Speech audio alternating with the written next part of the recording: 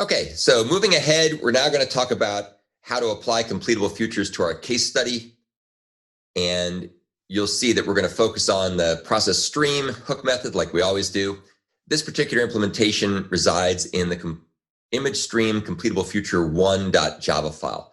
As implied by the fact that it's ImageStream completable future 1, there's also an ImageStream completable future 2 implementation as well, which we're not going to talk about at the moment, but it's very cool and shows off some other interesting aspects of completable futures. So the first thing we do here, this is very much reminiscent of the parallel streams implementation. We get our list of input URLs, and then we're going to go ahead and have our stream to do all the processing asynchronously. And you'll notice at first glance that there's a little bit more going on here than there was with parallel streams. With the parallel streams implementation, the steps were a little bit shorter, and that's because they were being done synchronously in parallel in the common fork join pool. Now things are a little bit more complicated because we're doing things asynchronously in parallel. In this case, we're again using the common fork join pool, but because we're using completable futures, there's no necessary reason that we have to use the common fork join pool. And in fact, the ImageStream completable future 2.java file uses a non-default pool. It's a different kind of thread pool. So the first thing we do, and this is also pretty much identical to the way things worked with the streams versions, we use the .stream factory method, except now we're making ourselves a sequential stream of URLs from the URL list. And then this is where everything starts to diverge. So we use the map operation, we use the map intermediate operation to be able to do a behavior on every element, every URL that's in the stream, except we're going to be calling a method called check URL cached async, which, as the name implies, does the processing asynchronously. And this will convert the stream of URLs to a stream of futures to optional URLs. And we'll talk more about why we have a stream of completable futures to optional URLs. By the way, everywhere I say future, I mean completable future, just keeping things a little shorter. We then go ahead and take that stream of completable futures to optional URLs, and we connect it up with another map intermediate operation. And this time we're going to be applying something called the download image async behavior. And what that will do is, as the name may suggest, it'll asynchronously download each image at the given URL, if there in fact is one. That's why it's optional.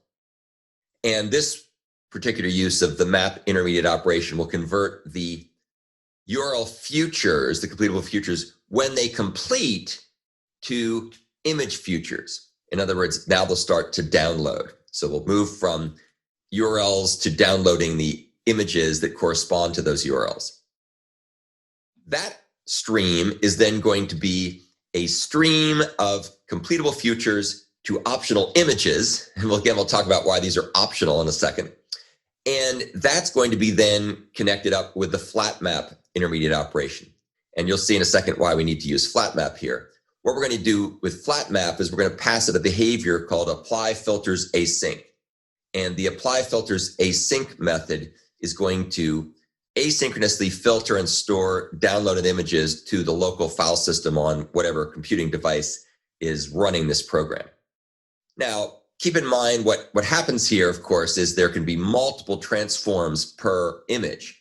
So let's say, just for sake of argument, we had 20 images to start out with, and each image was going to be transformed by 3 filters. So that, of course, would be 60 transformed images that would come back from this called a flat map. So as usual, flat map is helpful because it allows us to have a different number of results in the output stream than came in on the input stream. So that's why we're using flat map here. Then the final thing we've got in this little stream initially is the collect method. And as you all know by now, hopefully, collect is a terminal operation that will trigger all the intermediate operations I just talked about, and it will return a completable future that's used to wait for all the async operations that are associated with this stream of completable futures to complete. So this is something called stream of futures collector. And that's a little different from the futures collector we've talked about before, which returns a list. I probably should have renamed that to list of futures collector if I was being if I had ESP, it could predict the changes I would have made in the future. So in this case, the toFuture method is a factor method that returns a stream of futures collector. And we'll see how that works here in a little bit. So what we get back from this is a single completable future, which will be triggered when all the other asynchronous computations finish. And then at that point, we go ahead and essentially log the results of all those computations. So we're using then apply, which is a single stage completion method in completable futures, to get called back when all the asynchronous processing is done. And then you can see the very final method that's called in this fluent chain is our good friend join. Remember, we're trying to minimize the use of join in asynchronous programs, but we still need it one place.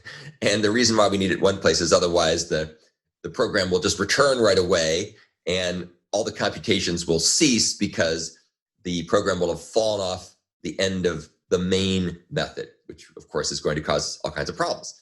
So we use one and only one call to join, and that blocks until all the other asynchronous downloading, processing, and storing has completed. So that's the end of the quick walkthrough of the different stages in our fluent chain of processing, which, as you can see here, combines sequential streams, which are a sequential stream that's used to kind of coordinate the asynchronous processing. And then it also continues on to handle some completion stage methods and a blocking call to make sure that everything works and we don't fall off the end of the program before we're done with our asynchronous computations. So that's the end of this overview. Now, of course, what we're going to do is we're going to walk through these things in more detail and help you understand what each of the steps does and what those behaviors do behind the scenes.